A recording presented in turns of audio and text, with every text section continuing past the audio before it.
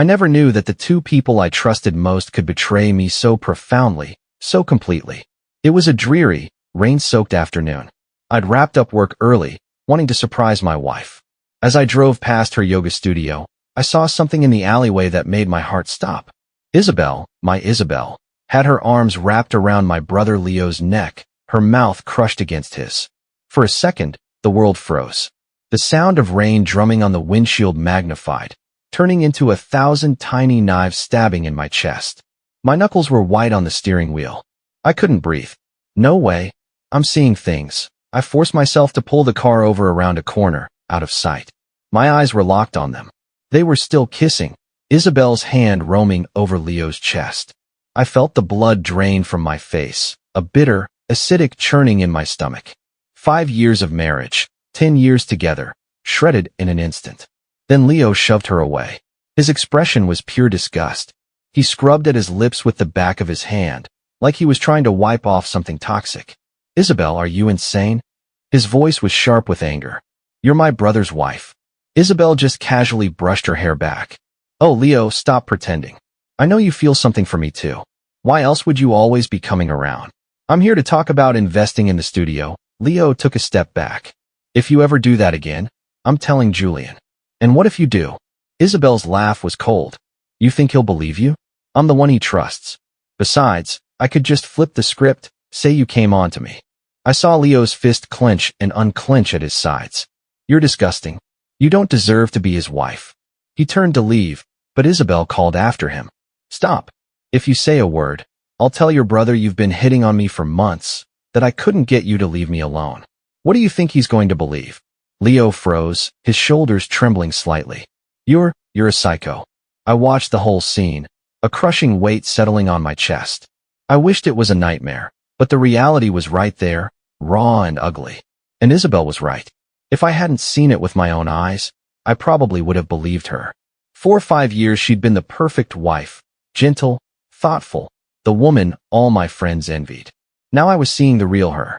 Leo finally walked away, and Isabel stood there, a smirk playing on her lips. A moment later, a black Mercedes pulled up to the curb. She got in without a second glance, and it drove off. I started my car and followed. 20 minutes later, the Mercedes stopped in front of a boutique hotel in Midtown. As Isabel got out, a man in a tailored suit came around the car and wrapped his arm possessively around her waist. Marcus Thorne. The name hit me like a sledgehammer. He was a well-known investment manager, one who'd been in talks to partner with Isabel's studio a few months back. I lifted my phone and took a picture. My heart felt like it was about to implode, but I forced myself to stay calm. If she wanted to play a game, I'd play. At 7 p.m., Isabel came home. She was back in character, the sweet, doting wife, setting a beautiful dinner on the table. Rough day at the office, honey? She asked, placing a serving of my favorite braised short ribs on my plate. I smiled, taking the plate as if nothing had happened. I actually got out early. I was going to stop by and see you, but a last-minute call came up. Oh, what a shame, she said, her face a perfect mask of disappointment. By the way, Leo stopped by the studio to talk about his investment. He's offering $300,000. What do you think? Should I take it? I put a piece of the meat in my mouth. It tasted like cardboard. It's your call. No, you should decide, she said, her voice soft and sweet. You know how much you care about Leo. I wouldn't want to accept it if it puts any pressure on him. The irony was sickening. A few hours ago, she was forcing herself on him, and now she was pretending to be his caring sister-in-law. After dinner, she cleared the plates. I sat on the couch, pretended to watch the news, but in my peripheral vision I saw her in the kitchen, texting someone, a dreamy smile on her face. The doorbell rang. I'll get it, she said quickly, pocketing her phone. It was Leo. He looked awful. Isabel, I need to talk to my brother. I saw Isabel tense up for a split second before her composure returned. Of course. I was just heading out to grab some groceries. You two have a good talk. She grabbed her purse and hurried out the door, her exit a little too frantic. Julian, Leo started, then hesitated. I knew what he wanted to say, but I didn't want to hear it from him. It would just make things more humiliating for both of us. Leo, about the investment in the studio, let's hold off, I cut in. The market's looking a little shaky. You should hang on to your cash. He looked stunned for a moment, then visibly relieved. Yeah, That's what I was thinking too. Anything else? No, that's it. He stood up, but paused at the door. Julian, you have to believe me. I clapped him on the shoulder. I always have. After Leo left, I opened my laptop and started searching for private investigators. The show had just begun, and I was curious to see just how many more surprises she had in store for me. 3 days later, the PI's first report landed in my inbox. Isabel and Marcus Thorne had been seeing each other for over 6 months, and it was far more than a simple affair. Marcus hadn't just invested in her flagship studio. He was secretly funding her acquisition of a whole chain of them. They met at that same hotel regularly for 2 or 3 hours at a time. But the real shocker was that Isabel had her own apartment, a luxury condo in Brooklyn Heights. She bought it last year. The down payment came from Marcus Thorne. I let out a cold laugh and filed the report away. She wasn't just cheating, she was planning to take me for everything she could in a divorce. She had it all figured out, except for one thing, me finding out. My phone buzzed, a text from Isabel. Hey honey, having dinner with a few clients from the studio tonight. Might be home late. Clients, right? I texted back. Okay, be safe. At 9 p.m., I drove to Brooklyn Heights. Sure enough, Isabel's car was in the underground garage, parked right next to Marcus's unmistakable black Mercedes. I didn't go up. I just waited. An hour later, Marcus left. 20 minutes after that, Isabel drove away. The betrayal felt like a knife twisting in my gut, a slow, grinding turn. The pain was sharp, but a strange numbness was already setting in. Back home, Isabel was in the shower. I opened her closet. Tucked away in the very back, I found them. Several pieces of expensive, ridiculously sexy lingerie I'd never seen before. There were also new designer handbags and jewelry, all from recent collections. Marcus was clearly generous. The water shut off. I closed the closet door just as Isabel walked out of the bathroom, a towel in her hair. I was lying in bed, pretending to read. Honey, you're in bed already? She slid under the covers, curling up against me. I put my book down and stroked her hair. You seem tired lately. Is running the studio getting to be too much? It's going fine, she said with a yawn. Thanks to you. I've got 5 locations now. Really? I asked, keeping my voice casual. I remember Marcus Thorne put up a lot of cash, right? I felt her body go rigid for a fraction of a second. Oh yeah? He made a sizable investment. Well, keep up the good work, I said, turning off the bedside lamp. Don't want to let him down. In the darkness, I could feel her breathing quicken, but just as fast she calmed herself. The next morning I called my company's head of legal and my CFO into my office. I want you to dig into Marcus Thorne. Everything you can find, the dirtier the better, I said, handing them a file. Also, I need a complete workup of my and Isabel's shared assets. We're getting a divorce. They both looked stunned. Mr. Jones, you and Mrs. Jones are, just get it ready, I said, a cold smile on my face. I'm going to make sure some people walk away with nothing. Over the next week, I systematically gathered evidence. I had the PI tailing them, taking pictures of everything. I even had a GPS tracker installed in her car. Every night I'd sit at my desk, compiling the data, logging the times and places of their meetings. It was a strange feeling. My heart was being carved out, yet I had to walk around every day acting like nothing was wrong. But I knew this was the only way to make them pay the highest possible price. That weekend, Isabel said she was going to stay with her girlfriend for a couple of days. I smiled and kissed her goodbye, then drove straight to the condo in Brooklyn Heights. At 8 p.m., right on schedule, Marcus's car pulled up. As they kissed goodbye on the sidewalk, I raised my camera and fired off a series of shots. The photos were crystal clear. You could see Isabel's arms wrapped around his neck, the exact same way she grabbed Leo. She really had a thing for that move. Just as I was about to leave, I noticed something odd. Marcus got into a taxi instead of his own car. That was unusual for him. After a moment's hesitation, I decided to follow. 20 minutes later, the taxi stopped at an exclusive club just outside the city. Marcus got out and went straight to a private room where a few people were already waiting. Through the window, under the dim light, I recognized one of them. Isabel's best friend, Olivia, the one she was supposedly staying with. So much for trust. The atmosphere in the room was decadent, sleazy. I took out my phone, recorded a short video, and slipped away. Back home, I opened my laptop and dove into the file on Marcus Thorne. The man looked good on paper, but his business was shady as hell.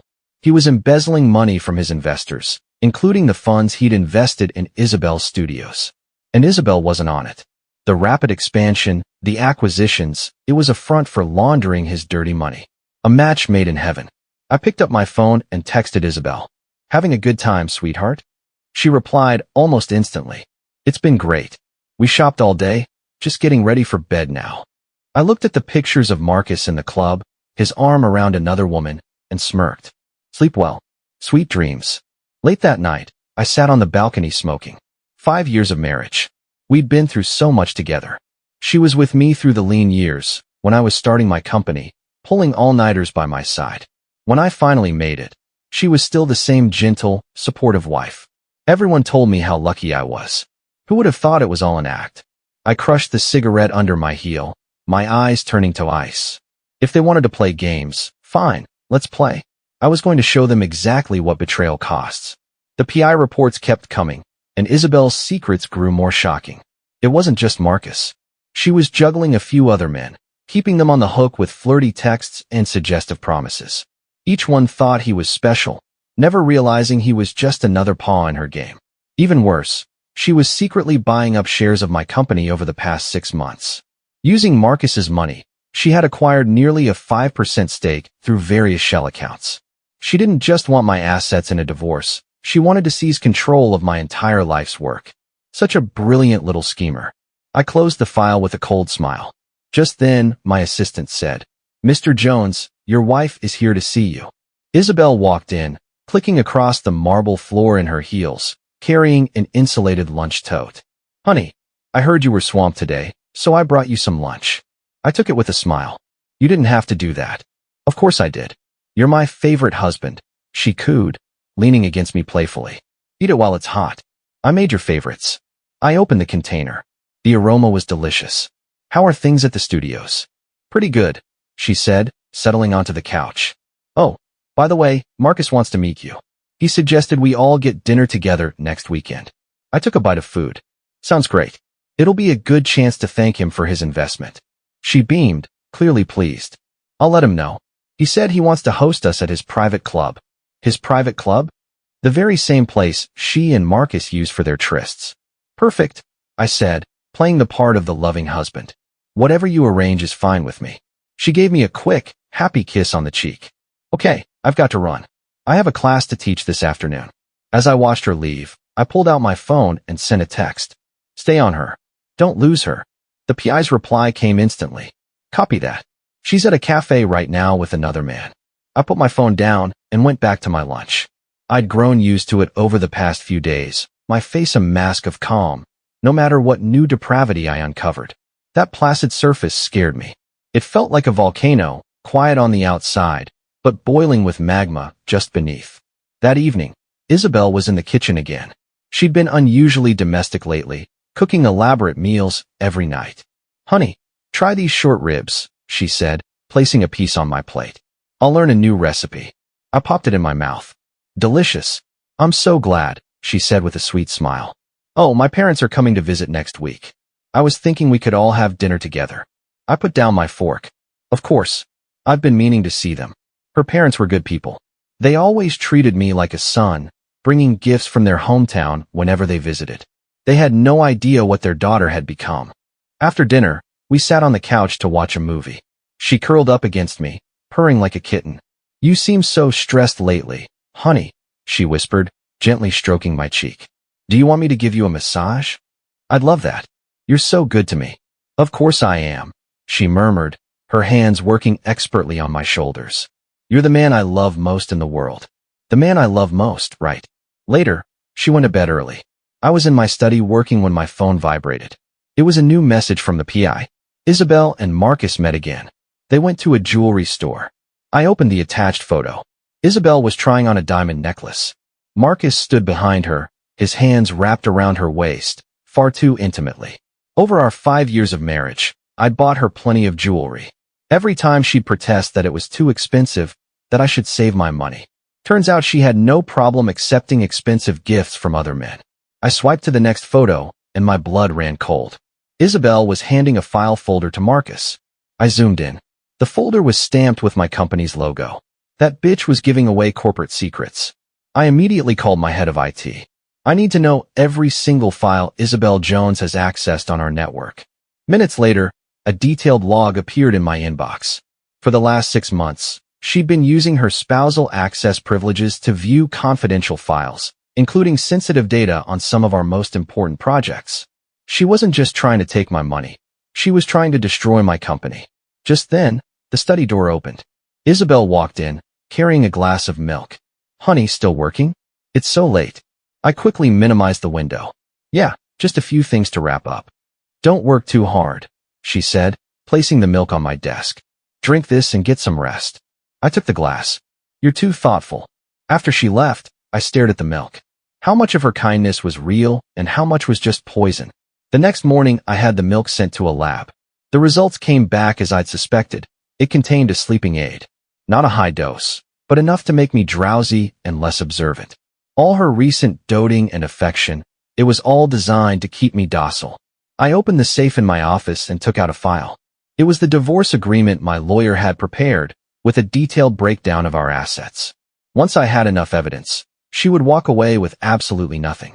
My phone buzzed, a text from Leo. "I need to see you." I replied, "My office, half an hour." Later, Leo was sitting across from me. He'd lost weight, and there were dark circles under his eyes. "Julian," he started, then trailed off. I poured him a glass of water. "Whatever it is, just say it." "It's Isabel." He clenched his fists. "I think she's up to something shady." I looked up at him. "What kind of something?" "I went by the studio the other day, and I overheard her talking with Marcus Thorne," he said, his jaw tight. "They were talking about acquiring shares in our company." My stomach dropped. Even Leo had noticed something was wrong. "Stay out of it," I said flatly. "I've got it under control." "Julian," he shot to his feet. "You can't just let this go on. She is not a good person."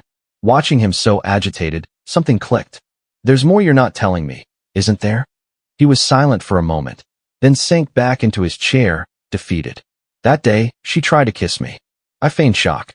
"What did you say?" "I wasn't going to tell you," he mumbled, looking at the floor. "But I'm worried she's going to hurt you." "Julian, you have to believe me." "I would never." I walked over and put a hand on his shoulder. "I know." He looked up, his eyes wide with surprise. You already knew?" "I saw the whole thing," I said calmly. "I was parked across the street." "Then why?" "Because I'm waiting," I said, my voice turning to ice. Waiting for her to show her whole hand. Leo stared at me. "Julian, have you already?" "Go home," I interrupted. "I have a plan for this." After he left, I pulled up the latest surveillance feed on my laptop. As expected, Isabel was at Marcus's private club. This time she stayed for 3 hours. I smirked and saved the evidence. Soon, they would both pay for what they had done. That night, Isabel was on the phone when I got home. She hung up the second she heard me come in. "Honey, you're home." "Yeah," I said, slipping off my shoes. "Who was that?" "Just Olivia," she said, linking her arm through mine. "We were making plans to go shopping next weekend." I smiled. "You girls and your shopping. You know it," she said, playfully squeezing my arm. "Oh, Marcus had to reschedule our dinner. He has an unexpected business trip." "Oh," I asked nonchalantly. "Where to?" "I think he said London for a deal," she replied breezily. "I don't know the details." I hid my smirk. I knew for a fact Marcus had no trip planned. He was spending the next few days shacked up with another woman, using the money he'd siphoned from Isabel. So the two lovebirds weren't as solid as they thought. "Well, some of the time, then," I said, pulling her closer. "We have all the time in the world." She snuggled against me. "You're the best, honey." Later that night, Isabel was fast asleep beside me. I slipped out of bed and opened my phone to review the day's surveillance files. The photos were explicit. Isabel and Marcus at the club, locked in a passionate kiss, her dress half undone. I saved them without a flicker of emotion. "Just you wait. Your time is coming." A week later, I received a special delivery. It was a flash drive from the PI, containing video footage of Marcus and Isabel. It was filmed inside that private club. They were discussing their plan to acquire a controlling stake in my company. Marcus even mentioned some insider trading he was involved in. Most importantly, the video clearly showed Isabel handing him confidential company documents. I leaned back in my chair, a cold smile spreading across my face. This was it, the perfect evidence. Not only would she get nothing in the divorce, but she would also face prison time for corporate espionage. My phone buzzed, a text from Isabel. "Honey, my parents are coming for dinner tonight. Don't be late." I replied, "I'll be there on time." At 6 o'clock, I walked in with a few bottles of expensive scotch. My in-laws were already there, and Isabel was bustling in the kitchen. "Julian, you're here." My mother-in-law greeted me with a warm smile. "You must be so busy with work these days." "It's been manageable," I said, setting down the bottles. "Just a few big projects to oversee." "Don't work yourself too hard," my father-in-law said, clapping me on the shoulder. "Isabel was saying you've lost weight." I laughed internally. "Yeah, a nightly dose of sleeping pills will do that to you." "Dad, this is that scotch you love," I said, pouring him a glass. "Let's have a drink." Isabel peeked out from the kitchen. "Honey, can you grab me a platter?" I went into the kitchen. She was at the stove, wearing an apron, the very picture of a perfect homemaker. "Where is it?" I asked. "In the cabinet above the dishwasher," she said without turning around. "And don't drink too much tonight. You have work tomorrow." I smiled and complied, but my eyes drifted to her phone on the counter. The screen was lit up, showing her text exchange with Marcus. "My parents are here. I'll text you later." "Okay, baby. Thinking of you." So romantic. I grabbed the platter without a word. "Need any help?" "No, I've got it." "Go chat with Mom and Dad," she said. "I'm almost done." At the dinner table, my father-in-law was beaming. "This girl of ours, she's so lucky to have you, Julian. You've built such a successful career, and she's just glowing." I raised my glass. "I think I'm the lucky one." Under the table, Isabel gave me a gentle kick, a bashful smile on her face. "Dad, stop it. You'll give him a big head." The cozy family scene was nauseating, but I kept up the act of the perfect husband, laughing and joking with them all evening. After dinner, I offered to do the dishes. Isabel followed me into the kitchen and wrapped her arms around me from behind. "You're the best husband ever." I turned and held her. "It's just dishes, silly." She stood on her toes to kiss my cheek, then went back to her parents. I watched her go, my hands clenching as I thought about the video of her with Marcus at the club. At 9, my in-laws left. While Isabel walked them downstairs, I got back to work on my laptop. A few minutes later, she returned with a glass of milk. "Here you go, honey. Drink this and get some sleep." I took the glass. "Thanks." She leaned against my desk. "By the way, Marcus wants to reschedule that dinner for next week. He said it's to thank everyone for the successful partnership with the yoga studios." I looked up at her. "Just the three of us?"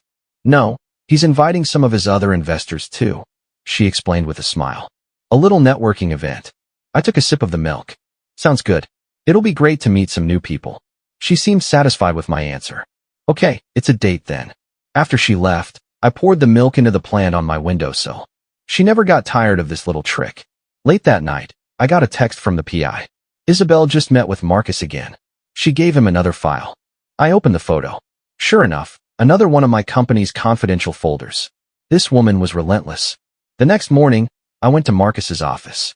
The receptionist told me he wasn't in yet and showed me to a waiting room. A moment later, a stunning woman walked in. She looked surprised to see me. "Mr. Jones?" I recognized her. It was Isabel's best friend, Olivia. "Ms. Miller. I mean, Ms. Johnson, it's been a while." She looked flustered. "Yes, it has. I didn't expect to see you here." Just then, Marcus walked in. He stopped short when he saw us together. "Julian, what are you doing here?" I stood up. "Marcus, I wanted to talk to you about a business opportunity." He glanced at Olivia. "Go to my office. I'll be right there." Once she was gone, Marcus poured me a cup of coffee. "So what's this about?" I pulled a file from my briefcase. "I hear you've been getting into real estate lately." He took the file. "I've been exploring some options." "Well, I happen to have a few prime properties I'm looking to offload," I said with a smile. "I thought we could partner up." He flipped through the file, his eyes lighting up. "This is prime real estate, but I'm worried about the price." I took a sip of my coffee. "Don't be.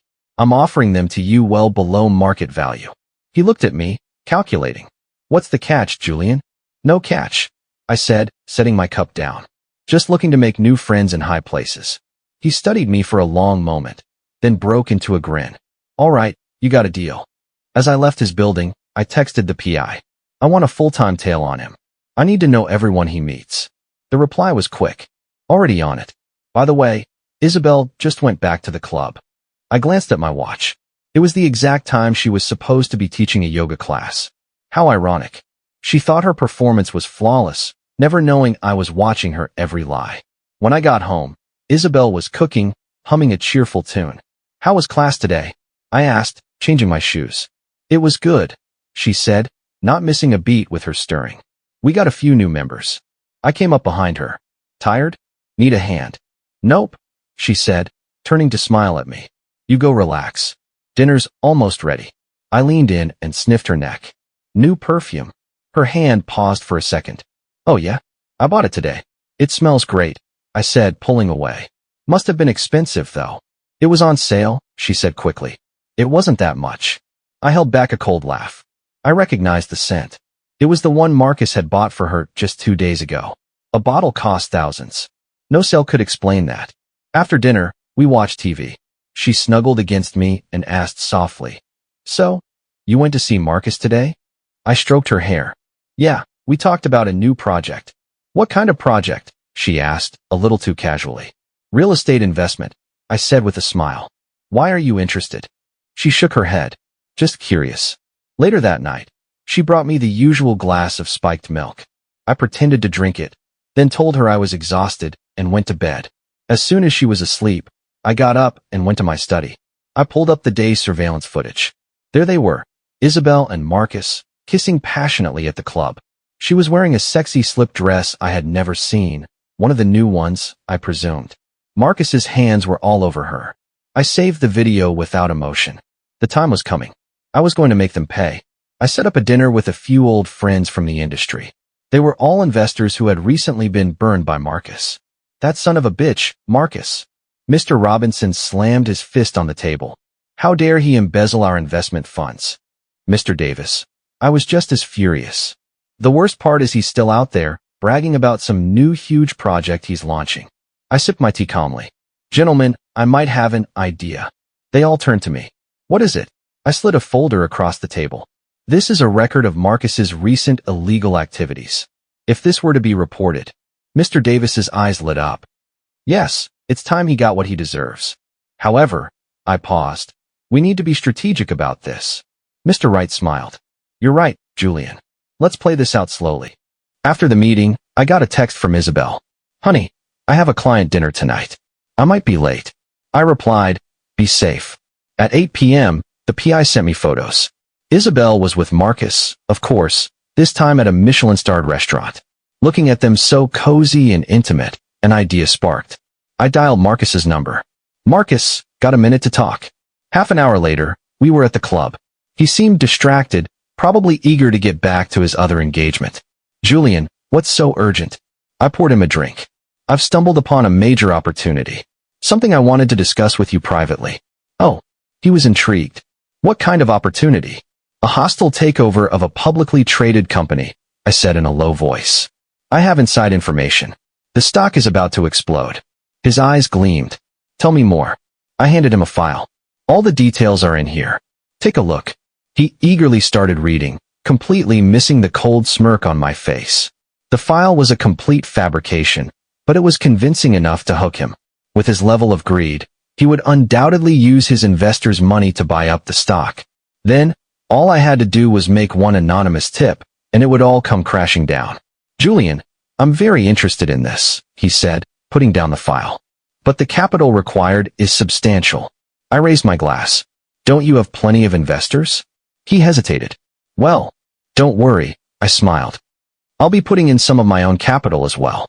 That sealed it. "All right," he said. "Let's do it." After he left, I texted the PI. "Keep a close watch on his finances." The reply came quickly. "He just called Isabel. He's asking to use the yoga studio's business accounts." I laughed. Those two.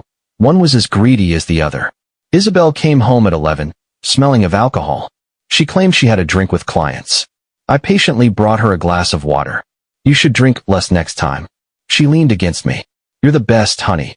I put my arm around her. "You must be tired. Go get some sleep." Once she was asleep, I opened my laptop and drafted an email to several of Marcus's key investors. The content was simple, the fake file I'd given him, plus some concrete evidence of his embezzlement. It wouldn't take long for them to get restless. The next morning, Marcus called me. "Julian, I've got the funds ready. I glanced at my watch. That was fast. An opportunity like this doesn't come along every day, he laughed. When do we make our move? Patience, I said. The market isn't quite right yet. After hanging up, I received a text from the PI. Marcus has moved a massive amount of capital, including $30 million from Isabel's yoga studio accounts. Perfect. Now all I had to do was wait for the net to close. Isabel seemed to sense something was wrong. She'd been on edge lately, often looking like she wanted to say something, but then stopping herself. That night, she brought me the spiked glass of milk again. Honey, you've had a long day. Get some rest. I took the glass. You're being extra sweet today. She looked down. I'm always sweet to you. I took a sip. Yes, you are the most devoted wife. After she left, I opened my phone. Marcus had, of course, texted her. Baby, how's the plan going? So they were calling each other pet names now. I saved a screenshot with a cold smile. Soon, they wouldn't be smiling at all. The day the net closed was cold and rainy. My phone started ringing early in the morning. It was Marcus's investors. One after another, they had all received my email and were ready to pounce. That bastard Marcus. Mr. Davis roared over the phone. Using our money to play the stock market. Easy, Mr. Davis, I said calmly. Let's wait. Let him put every last dollar in. Mr. Robertson called next. Julian, the time is right. The kid borrowed over $300 million and dumped it all into that stock. I glanced at my screen, where Marcus was frantically buying shares of the company I targeted. Good. Proceed as planned. I hung up and checked my phone. As expected, there was a new text from Isabel to Marcus. Honey, I've transferred all the money from the studio accounts. Please be careful. Marcus had replied, Don't worry, baby. This is a sure thing. Once we cash out, we're running away together. Running away? I saved a screenshot, a humorless smile on my face. They really had it all planned out. Just then, my assistant burst in. Mr. Jones, your wife is here. Isabel walked in, carrying her usual lunch tote. Honey, I brought you lunch. I smiled and took it. You shouldn't have. Of course I should, she said, sitting across from me. You've been working so hard. I worry about you. I opened the container. Work is always busy. By the way, how are the studios doing? I saw her stiffen. They're fine. Good, I said, taking a bite. Marcus invested a lot of money. You wouldn't want to disappoint him. She nodded quickly. I'll manage it well. After lunch, as she was leaving, she paused at the door. Honey, I have a dinner with clients tonight. I might be home late. I didn't even look up. Be safe. The moment she was gone, I called the PI. Stay on her. Don't let her out of your sight. At 3 p.m., the market closed. The stock Marcus had poured everything into had plummeted. It would continue to fall tomorrow. I opened my laptop and sent another email, this time to a few contacts in the media. It contained all the evidence of Marcus's embezzlement, along with the photos of him and Isabel. It wouldn't take long for the story to break. At 8 p.m., the first headlines appeared. Prominent investor Marcus Thorne accused of embezzling funds. Massive financial scandal rocks Wall Street as fund manager vanishes with billions. Exclusive. Marcus Thorne's affair with married businesswoman exposed. Within half an hour, Marcus was calling me, his voice frantic. Julian, what the hell is going on?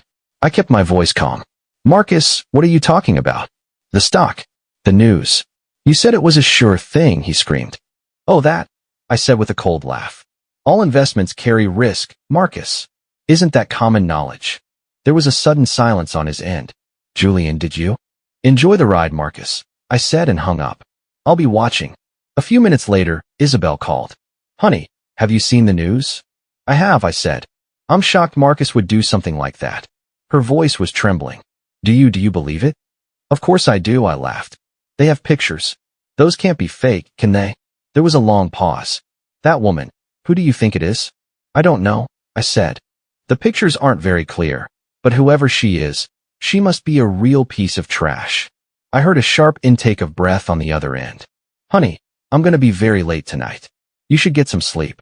Okay, be careful on your way home. After hanging up, I got a text from the PI. Isabel is at Marcus's apartment. They're having a huge fight.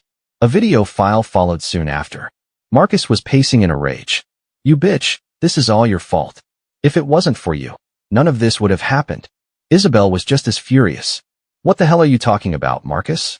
You're the one who told me you had insider information. I gave you all of the studio's money, and now you're blaming me. Marcus sneered. If you hadn't seduced me in the first place, I never would have invested in you. Isabel was shaking with rage. You said you love me, and now you're turning on me? Love you, he scoffed. You think you're worthy of love? You're nothing but a common slut. Slap. Isabel struck him across the face. You bastard. Preston held his cheek. You bitch. You dare hit me. He raised his hand to strike her back, but just then, the doorbell rang. Who is it? Marcus yelled. NYPD. We have a warrant for your arrest on charges of securities fraud. Marcus's face went pale. The cops. Isabel was panicking. Why are the police here? It must be you, you bitch. Marcus shoved her away. Get out. Get out now. The video ended there. I saved the file with a cold smile and texted the PI. Keep following Isabel. The reply came quickly. She's at a bar, getting wasted. I glanced at the time. It was already 10 p.m. Marcus was likely in custody by now. The next morning, the news was everywhere. Marcus Thorne arrested by federal agents. Fraud scheme exceeds hundreds of millions. Numerous investors wiped out. Prominent yoga studio implicated in massive financial crime. I was reading an article when Isabel walked into my office. She was pale, her eyes red and swollen. She hadn't slept. Julian, she began, her voice hoarse. Did you see the news? I looked up. I did. Can't believe Marcus was capable of that. She rushed to explain. I'm a victim too. He tricked me. He took all of the studio's money. Is that so? I asked, my voice dripping with ice. Then how do you explain this? I turned my laptop toward her. On the screen was the video of her and Marcus in the hotel. Isabel's face turned ashen. That's... Still want to pretend? I snapped the laptop shut. I know everything. She fell to her knees. Julian, please let me explain. He manipulated me. I stood and walked over to her. Manipulated you? Did he force you into that hotel room? Did he force you to hand over my company's secrets? She was trembling uncontrollably. No. You whore. I grabbed a fistful of her hair. Look at these. What are these? I tossed my phone at her. The screen showed a gallery of photos. Her and Marcus at the club, at the hotel, even in her yoga studio office. No, it's not what it looks like, she sobbed, tears streaming down her face. Julian, please forgive me. I know I was wrong. She scrambled forward and hugged my legs. Julian, I know I messed up. Hit me. Scream at me. Just don't leave me. I kicked her away. Disgusting. You touched him with those hands, and now you dare to touch me. She collapsed on the floor, wailing. Julian, it was a mistake. I swear it will never happen again. I stared down at her, my voice cold. You think I'd ever believe you again? Just like you tried to kiss Leo? Her head snapped up. You knew. I saw it all, I said with an icy smile.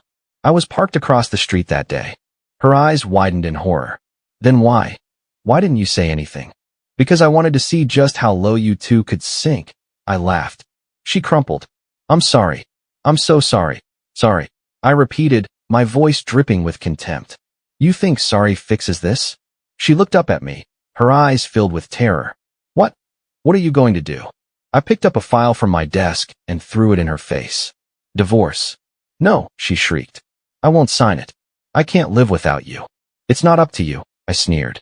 Marcus has been arrested, and your yoga studios are implicated in his fraud. You have no more moves left to make. The color drained from her face. It was you reported Marcus? That's right, I said, towering over her. And not only that, I have evidence of you leaking company secrets. Care to find out how many years you'll get for corporate espionage? She was deathly pale. You can't do this to me. Why can't I? I shot back. When you were betraying me, did you ever stop to think about how I would feel? Suddenly, she burst into hysterical laughter. Ha ha ha. So you knew all along. All this time you were just playing with me, weren't you? I didn't answer. Julian Jones, she screamed, her voice cracking. You're a monster. A psychopath. I pulled out my phone. Should I send these videos to your parents? Let them see what a cheap whore their daughter really is. The fight went out of her instantly. No, please don't. Then sign the papers, I said, tossing the divorce agreement back at her. Or I will ruin you so completely you'll wish you were never born. Her hand trembled as she picked up the pen. Please, just let my parents know. That depends on you, I said coldly. Sign it and get the hell out of my life." Through her tears, she signed her name, then stumbled to her feet. "Julian, you'll regret this." "Regret it?" I laughed. "The only thing I regret is being blind enough to marry a pathetic slut like you." She let out a scream of rage and ran out of the office, nearly colliding with my assistant. I picked up the signed papers, a cold, triumphant smile on my face. This was just the beginning. I was going to make her life a living hell. That evening, I got a text from the PI. "Isabel's at a bar, completely wasted." I replied with a smirk, "Keep an eye on her." A while later, another message came. "She started a fight and got thrown out. Now she's just wandering the streets." I glanced at the time. It was 2 a.m. The streets were dangerous at this hour, but that wasn't my problem. She made her bed. Now she could lie in it. The next morning, the news exploded again. Marcus Thorne denied bail, faces up to 20 years in prison. Investors lose over $500 million in Thorne's Ponzi scheme. Exclusive. Thorne's mistress identified as prominent yoga guru, Isabel Jones. I was reading an article when Leo came in. "Julian, did you see the news?" I looked up. I did. "About that day," he began. "I know everything," I said. "It wasn't your fault." He looked down. "I'm sorry. I should have told you sooner." "It's over," I said, patting his shoulder. "It's all taken care of now." He hesitated. "And Isabel?" "We're divorced," I said coldly. "What? You feel sorry for her?" "No," he said, waving his hands frantically. "It's just, that's enough." I cut him off. "This is over. We're never speaking her name again." He nodded. "Understood." After he left, my phone buzzed. It was the PI. "Isabel's in hospital. She got jumped last night while she was drunk." I smirked. "Good." Just then, my assistant came in. "Mr. Jones, Mrs. Jones's parents are here." I scowled. "Send them in." They walked in looking 10 years older than the last time I'd seen them. "Julian," my former mother-in-law began to cry. "Our Isabel." My face was a mask of stone. "There's nothing to discuss." Her father sighed. "We're not here to make excuses. We just want to know, is there any hope for her?" I laughed, a harsh, ugly sound. "Hope? She chose this path. There's no hope for her." His wife wiped her tears. "But she was your wife." "Ex-wife?" I corrected her. "And do you have any idea what she's done?" I pulled out my phone and showed him the videos and photos. They both went pale. Is this real?" her father stammered. I nodded. "And not only that, she's implicated in a massive fraud case. She's looking at serious prison time." Her mother collapsed onto the couch. "Oh God, how could our daughter?" "Now do you understand?" I said coldly. "I'm already being merciful. Otherwise, she'd be in a jail cell right now." Her father helped his wife to her feet. "Julian, we're so sorry. We failed as parents." I said nothing, just watched them leave, completely broken. That night, I received a text from an unknown number. "Julian Jones, you just wait. I'm not done with you." It was Isabel. I sneered and deleted the message. "Threaten me? You're not even on my level." On the third day of a media frenzy, Marcus Thorne tried to kill himself in jail. I was in a board meeting when my assistant burst in. "Mr. Jones, something's happened." I didn't look up from my papers. "What is it?" "Marcus Thorne. He tried to commit suicide in his cell," she said breathlessly. "He's being rushed to the hospital." I smirked. "He deserves it." A few minutes later, a text came from the PI. "Isabel is at the hospital, crying outside the ICU." I put my phone down and continued the meeting. It had nothing to do with me. Whether they lived or died was their own business. After the meeting, I got a text from another unknown number. "Are you satisfied now, Julian?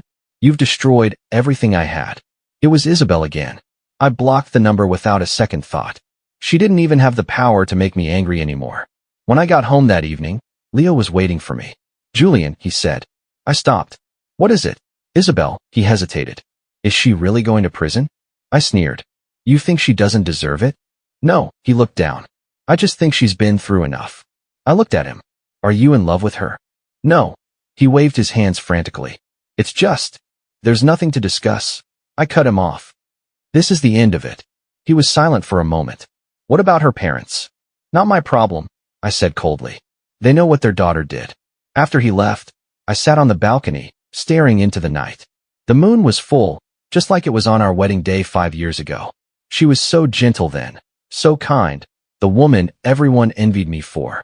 Who would have known it was all a lie? She didn't trust me. She would rather believe a few ambiguous pictures. She would rather believe a few ambiguous pictures. She would rather trust a stranger. A marriage like that was better off dead. Bing. My phone lit up with a text from an unknown number. Honey, it hurts so much. It was a new number, but I knew it was her. I looked at the message, and a cold smile touched my lips. I deleted it. From this day forward, we were strangers.